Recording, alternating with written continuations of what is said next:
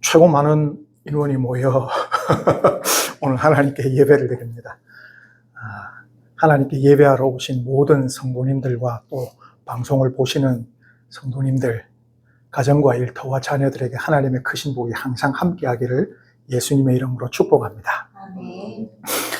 며칠 전에 목사님들끼리 모이는 자리에 잠깐 갔다 왔습니다. 어떤 목사님이 이런 말씀을 하시더라고요.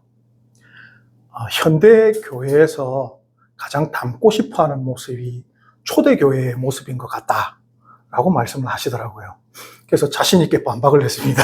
손을 들고 무슨 얘기를 했냐면, 아니 외부적으로는 핍박을 당하고 내부적으로는 유대인들하고 이방인들하고 맨날 싸우고 의견이 달라서 이런저런 이야기가 많고 쪼개지고 한 교회가 뭐 그래 닮을 만한 모습이 있습니까? 라고 제가 얘기를 했더니 그 목사님이 움찔하시더니 하시는 말씀이 꼭 뭐라고 표현해야 될까요? 사도행전 뒤에 나오는 교회가 아니라 2장의 뒤에 뒷부분에 나오는 딱 그만큼의 초대교회의 모습을 말씀을 하시더라고요. 그건 참 닮고 싶다라는 생각이 들었습니다. 그러시면서 현대 교회는 왜 이렇게 닮지 못할까라는 말씀을 하시더라고요. 그에 대해서 이런저런 얘기를 나누다가 저는 이렇게 한번 말씀을 드려봤습니다. 한 5만 명쯤 출석하는 교회가 있는데 한 3천 명쯤 되는 분들이 교회의 정책에 반대를 하는 겁니다. 우리 교회가 이렇게 하는데 그 정책에 대해서 반대를 하고 뭐라고 할까요? 그 정책을 따르지 않는 어떤 목사님에 대해서 우린 저 목사님한테 따르겠다라고 얘기를 하는 겁니다. 5만 명 출석에 3천 명 성도가. 그러면서 그 교회의 정책이 성경을 잘 찾아보면 성경에 있는 내용을 잘못 이해해서 그러한 정책을 하고 있을 때 그럼 당신은 어떻게 하겠습니까? 라고 제가 그 목사님한테 물어봤습니다. 당신을 따르는 한 3천 명의 무리가 있다면 교회 계속 계실 겁니까? 나와서 교회 다시 차리실 겁니까? 라는 아주 뭐랄까요, 친구 목사님이니까 제가 아주 쉽게 물어봤습니다. 대부분 목사님들 한 10명쯤 되는 목사님이 계셨는데 9명 목사님이 다 그런 말씀을 하셨습니다. 독립하겠다고. 그분들만 따로 나와서 교회를 새로 설립하겠다 그런 말씀을 하시더라고요. 다 이견이 없었습니다. 오늘 본문을 보면 배경이 한 5만 명쯤 사는 예루살렘입니다. 요세푸스의 기록을 보면 270만 명이 살았다 이런 기록들이 있는데 현대 고고학에서 이렇게 따져보니까 당시 예루살렘에 상주하는 인구가 한 4만 5천에서 5만 명 정도 됐다라고 합니다. 한 5만 명쯤 된다라고 하면 또 외부에서 오시는 순례객들이나 구도자들이 성전에 가겠죠. 예루살렘 성전에. 하루에 아마 상번제라든지 그 제사를 드리는 인원들이 5만 명은 충분히 됐을 겁니다. 그런데 오늘 배경 본문을 보면 한 3천 명쯤 되는 사람들이 따로 모였습니다. 이들은 대부분 유대인들이겠죠. 그런데 이 3천 명의 무리는 우리가 생각해도 기존에 성전을 다니던 분들과 좀 다른 생각을 가지고 있고 이제는 엄격하게 교리적으로 봤을 때 예수 그리스도를 통한 하나님을 섬기고 있는 분리된 사람들이지 않습니까? 그런데 그들이 오늘 본문을 보면 싸우지를 않고 분리되지도 않고 아주 뭐라고 할까요? 하나 되고 통합되고 그럼에도 불구하고 다른 분들에게 생각과 이제로 치면 종교가 다른 분들에게 존경을 받고 두려움을 받고 있다고 되어 있습니다. 현대 교회가 바라는 모습 아닐까요? 존중을 받고 또한 하나님의 능력이 잘 나타나는. 그런데 왜 현대 교회들, 모든 교회가 그렇다는 얘기는 아닙니다. 그런데 현대 교회들은 특별히 뭐라고 표현해야 될까요? 성령을 체험하고 하나님의 음성을 듣는다라고 하시는 분들이 많은 그런 성도들이 많은 교회일수록 분열하는 모습, 또 혹은 분리되는 모습, 그분들 자체가 다른 분들하고 분리된 모습들을 저희들이 많이 봅니다. 그런데 오늘 본문을 통해서 저희가 안 그럴 수도 있는데 아주 좋은 표본이잖아요. 예수님께서 세우시고 제자들이 처음으로 세운 예루살렘 교회가 초반에 어떤 모습을 보임을 통해서 어떻게 살아왔고 또 왜 이 교회가 현대 교회들이 표본으로 삼고 싶어하는, 모범으로 삼고 싶어하는 교회와 성도가 되었는지를 한번 살펴보고자 합니다. 42절에서 47절을 보면요, 성령께서 이끄시는 신앙 공동체의 특징이 기록되어 있습니다. 42절 보면 사도의 가르침을 받았다. 서로 교제하고 떡을 뗐다. 오로지 기도하기에 힘썼다. 43절에는 기사와 표적이 많이 나타났다. 44절에는 다 함께 있었다. 모든 물건을 서로 통용했다. 45절에는 재산과 소유를 팔았다. 다른 이들의 필요를 채워줬다. 46절에는 마음을 같이하여 성전에 모이기를 힘썼다. 집에서 떡을 떼며 기쁨과 순전한 마음으로 음식을 먹었다. 이렇게 되어 있습니다. 이게 특징인데요. 이러한 특징으로 인해서 이 신앙 공동체의 결과가 뭐냐면 43절에 사람마다 두려워한다라고 되어 있고요. 또 47절을 보면 하나님을 찬미한다. 온 백성에게 칭송을 받는다. 주께서 구원받은 사람을 날마다 더하게 하신다. 라고 되어 있습니다. 세상의 모든 교회가 이 결과를 바라고 이를 위해서 기도하고 사역하고 있죠. 서두의 문제 제기가 성령을 받고 체험했다는 많은 성도와 신앙 공동체가 왜 교회에서 혹은 교회의 무리에서 분리주의자처럼 스스로를 낮게 여기고 행동을 할까라는 것이었습니다. 처음 성령과 동행하는 교회 그리고 성도, 이 공동체, 지금 우리의 공동체와 어떤 차이가 있을까요? 43절입니다. 43절을 직역한 대로 한번 읽어보겠습니다. 그리고 모든 영혼에 두려움이 일어나고 있었다. 그리고 많은 기적과 표적들이 사도들로 인하여 일어나고 있었다. 직역을 하면. 표현으로 보면 아주 지속적이고 반복적이고 진행 중입니다. 계속 일어나고 있고 아주 반복적으로 일어나고 있음을 표현하고 있는데, 여기에 보면 두렵다라는 단어, 포보스라는 단어의 의미를, 용어를 이제 성경 사전을 통해서 찾아보니까 일반적으로 사람이 사람을 두렵게 하는 상황이 아니라 신적인 존재가 사람을 두렵게 하는, 혹은 그의 신적인 행위가 사람을 두렵게 하는 의 뜻을 가지고 있었습니다. 즉 하나님께서 자신들 가운데 역사하시는 것을 체험함으로써 느끼게 되는 경외감을 포보스라고 표현을 합니다. 뭘까요? 간증을 들을 때가 있습니다. 성도님들이나 혹은 막 예수님 믿게 된 아주 이런 분들의 간증을 들을 때가 있는데 시간이 좀 지납니다. 그럼 뭐만 기억이 남냐면 그분의 기가 막힌 사연만 기억이 나고 하나님이 어떻게 해주셨다라는 하나님에 대한 경외심이 아주 희미해질 때가 있습니다. 또 성령 사역을 오랫동안 했을 때 하나님이 어떻게 해주셨다라는 것보다 누구에게 무엇이 일어났느냐, 쉽게 생각하면 지금도 우리 예전에 김해교회 모 장로님 이가 금니가 되었을 때 지금도 기억하는 게 사람들 그거 기억하고 계신 겁니다. 근데 하나님이 왜 그렇게 하셨을까? 하나님이 그걸 통해서 뭘 하셨을까? 머릿속에 생각을 잘 하지 않습니다. 뭘까요? 하나님에 대한 경외심이 아니라 눈에 보여지는 그것, 어떤 사연, 그 일을 해주시는 이유가 하나님을 더 알고 따르게 하심일 건데, 이제 그건 희미해지는 거죠. 조금 차이가 있는 거죠, 우리하고. 42절과 44절입니다. 믿는 사람이 함께 있어 사도의 가르침을 받고 서로 교제하며 기도했다라는 것입니다.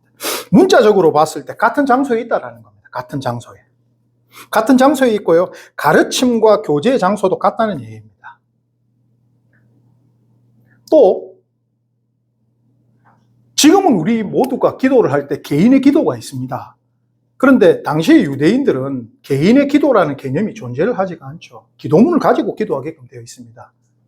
모든 상황에서 이런 기도를 하십시오라는 기도문이 존재를 합니다. 근데 이들이 모여서 함께 주님이 가르쳐 주신 기도를 배우고 함께 기도를 한다는 것입니다. 이게 왜 중요하냐면요. 가끔씩 성도님들하고 대화하다 보면 각자의 체험에 따른 구원론을 가지고 계신 것 같습니다.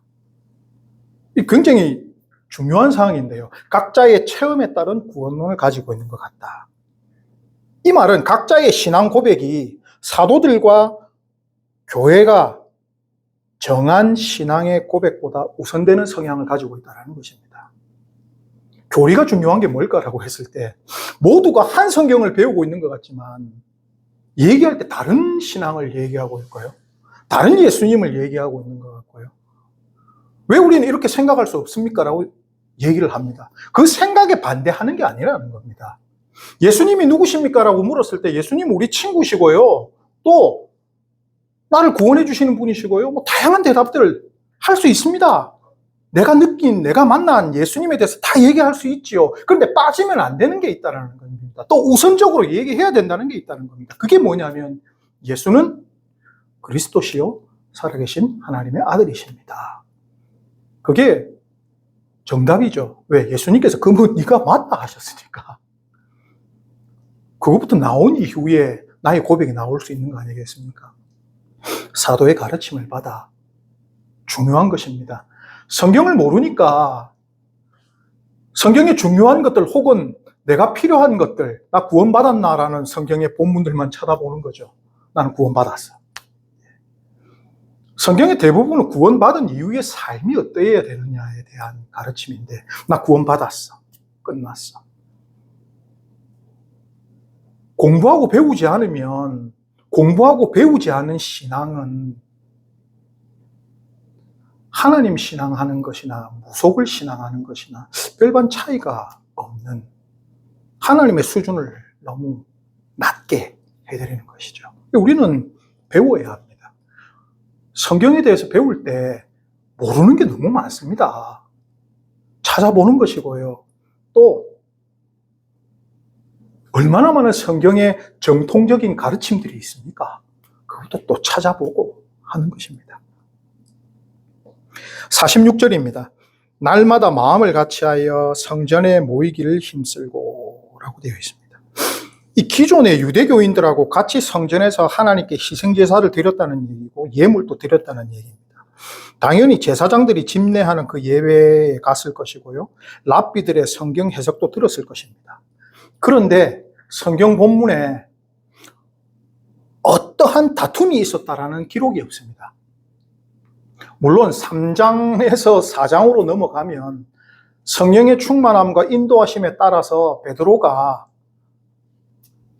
그들에게 가르침을 주는 내용이 나오기는 하지만 본문 어디에도 그 문제로 인해서 싸웠다라는 내용이 나오지는 않습니다. 오늘 본문에. 뭘까요?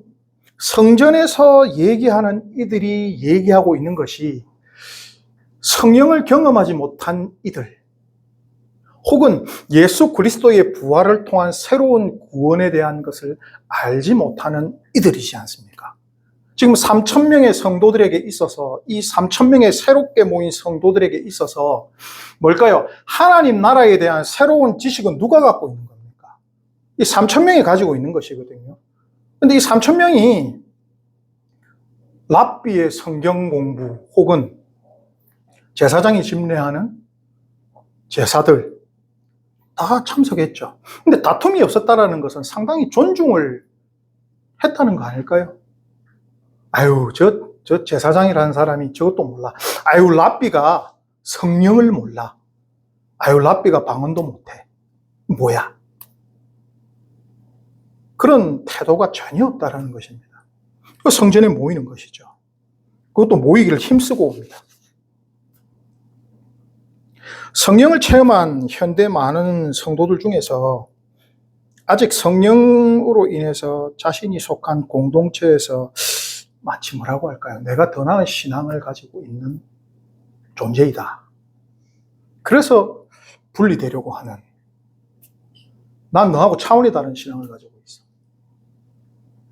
결이 달라.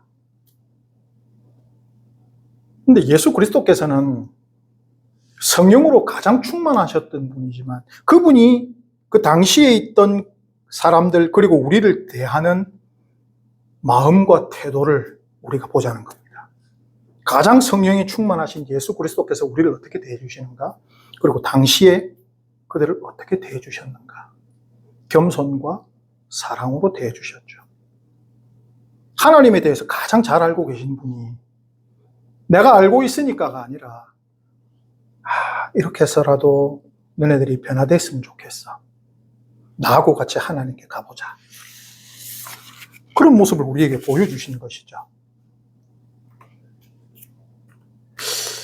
참 부러운 모습이고 닮고 싶은 모습입니다. 또 46절을 보면 집에서 떡을 떼며 기쁨과 순전한 마음으로 음식을 먹고라고 되어 있는데요. 생각과 행동이 같은 수천 명이 있으면요. 무리해서 분리되고 싶은 게 사람 마음입니다. 또 생각도 다르고 종교도 다르고 하는 사람들과 지속적으로 모여서 막 식사하고 대화하고 하는 게 불편하고 어렵습니다. 그렇겠죠. 나하고 생각도 다르고 종교도 다르고 하는 사람하고 계속 앉아서 그냥 있어야 되는 게 불편한 일이죠. 그런데 초대교회 성도들은 성전에서도 모였고 또 다시 가정에서도 모이고 했습니다. 그 성전에 가서 그들과 다른 신앙을 가진 사람들과 어떻게 잘 보냈을까? 저는 가정에서 모여서 무엇을 했을까라는 겁니다. 그냥 떡을 떼며 우리로 치면 성찬 나누고 했는데 그 성찬을 나누는 의미가 주님과 하나 되는 것이지 않습니까? 지금 예수님과 샬롬의 상태가 되는 것이거든요. 예수님과 하나가 됨을 통하여 그 힘으로 다른 사람들하고 안 싸워도 되는 거죠. 왜? 내가 지금 예수님하고 하나가 돼 있으니까 그 힘으로 예를 들면 랍비들이 너희가 믿고 있는 거 잘못됐을 수도 있어. 너 잘못된 거야. 하나님만 믿어야지 예수를 왜 믿어? 라는 교육을 회당에서 받았을 수도 있습니다. 근데 가정에 또 돌아갑니다. 그럼 뭘 할까요? 신약 성경도 없잖아요. 물어볼 데도 없잖아요. 사도들 외에는. 예수님, 진짜 우리가 틀린 겁니까? 모여서 성찬을 나누면서 예수님께 물어보는 거잖아요. 그럼 예수께서 오셔서 심령에 편안함을 주시고 성령께서 깨우쳐 주시는 것들, 혹은 방언을 통하여서 성경이 없으니까 알려주시는 것들을 서로 나누고 그 힘으로 다시 가서 그들과 싸우지 않고 지내고 44절 46절에 보면 모든 물건을 서로 통용하고 또 재산과 소유를 팔아 각 사람의 필요를 따라 나눠주며 라고 되어 있습니다. 유대인들이 전 세계에서 구제를 제일 많이 하는 민족입니다. 금액이 제일 큽니다. 민족별로 보자면. 그런데 이런 유대인들도 율법의 해석에 따라 정해놓은 금액이 있습니다. 자신이 가지고 있는 전 재산의 5분의 1 이상은 구제하지 못한다라고 되어 있습니다. 전 재산의 5분의 1. 크죠? 1억 재산 갖고 있으면 2천만 원까지는 내가 구제할 수 있는데 그거보다 더 많은 금액은 하면 안 된다라고 되어 있습니다. 왜냐하면 사람 심리상 그것보다 넘어가면 그거 자의가 아니다라는 거라고 그들이 얘기를 하거든요. 그런데 그렇게 정해놓은 율법 이상의 삶을 그리스도인들이 지금 살고 있는 겁니다. 지금 다거든요, 다. 여기 이제 재산과 소유라는 크테마타라는 복수형이 쓰였는데, 크테마라는 단수형을 보면요. 그 뜻이 유형의 재물뿐만 아니라 무형의 재물까지 포함됩니다. 무형의 재물이 뭘까? 내가 가진 능력들. 남을 도울 수 있는 어떤 힘들, 이것까지 포함이 다 되거든요, 그 테마. 근데 이것을 어떤 기준으로 줬냐는 겁니다. 어떤 기준으로. 내가 모든 것을 남들에게 주는데 기준이 뭐냐면 각 사람의 필요를 따라라고 되어 있습니다. 그럼 한번 좀 다른 식으로 생각을 해보자면 성령에 대해서 성령이 주신 은사를 나눌 수 있는 것을 성경이 허락하셨습니다. 그럼 우리가 누군가에게 성령이 주신 좋은 것들을 나눌 수 있는 그런 걸 가지고 있죠. 그걸 임파테이션 사역이라고 얘기를 합니다. 근데 2007년부터 그 사역을 보고 함께 하면서 늘 마음 한구석에 들었던 생각이 뭐냐면 그걸 받고 싶어 하는 사람들이 많거든요. 근데 그게 그분의 니드냐 아니면 원트냐 라는 겁니다. 제 속마음에도 똑같은 게 있습니다. 아주 좋으신 목사님들, 목회자들 혹은 사역자들이 가지고 있는 성령의 어떤 능력이 있는데 아주 노골적으로 표현하면 탐날 때가 있습니다. 나도 저거 있었으면 좋겠어. 근데 그게 나의 니즈일까? 아니면 나의 원트일까? 여호와는 나의 목자시니 내게 부족함이 없으리로다. 시편 13편의 내용을 보면 그 부족함이 없으리로다가 히브리 사람들의 표현으로 보면 니즈에 대한 채움입니다. 원치에 대한 채움이 아니라는 겁니다. 하나님 나 500만 원만 주시옵소서 할 수 있죠. 근데 그 500만 원이 뭐냐라는 겁니다. 그 속에. 이들이 유무형의 것을 초대교회 성도들이 나누는데 필요에 따라 나눠준다는 겁니다. 니즈에 따라 진짜 필요한 것. 성령의 사역들이 뭐에 필요한 걸까요? 라고 하면 대부분이 전도하는데 하나님의 나라를 확장시키는 데 필요한 겁니다. 사역에 필요한 것이죠. 사역도 안 하는 사람들이 막 기도해달라고. 고민이 참 됩니다. 그래서 어느 생각부터 사람이 좀 삐딱해졌는지 왜요? 왜요? 뭐 하시게요? 근데 그것도 생각해보면 마치 내가 가지고 있는 것을 나눠주는 것처럼. 그래서 참 지혜가 필요한 것 같습니다. 그런데 초대교회 교인들은